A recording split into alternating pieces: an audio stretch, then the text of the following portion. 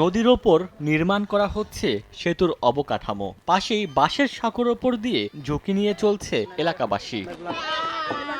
কিশোরগঞ্জের ইটনা উপজেলার নামাকারা নদীর ওপর ২০১৯ সালে সেতুর কাজ শুরু করার পরপরই বন্ধ করে দেয় ঠিকাদার। ৫ বছর পর নতুন ঠিকাদার নিয়োগ করে সম্প্রতি আবারও শুরু হয় নির্মাণ কাজ।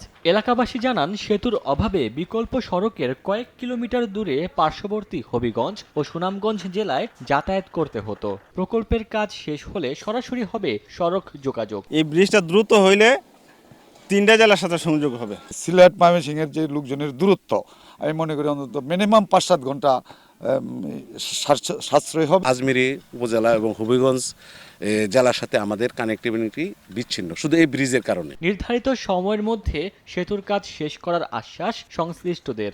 বিকাশে কম খরচে ক্যাশ আউটের লিমিট বেড়ে ৫০,০০০। প্রিয় এজেন্টও ২টা।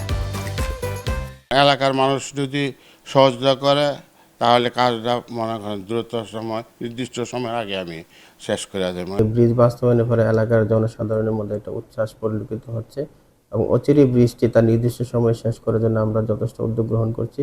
আশা করছি নির্দিষ্ট সময়ের মধ্যে ব্রিজের কাজটা শেষ হবে। ৪৯৪ মিটার দীর্ঘ সেতু নির্মাণে ব্যয় ধরা হয়েছে ৭০,৭৩,৩৯,০০০ টাকা। ২০২৬ সালের ১ জানুয়ারি প্রকল্পের কাজ শেষ হওয়ার কথা রয়েছে। সময় সংবাদ, কিশোরগঞ্জ।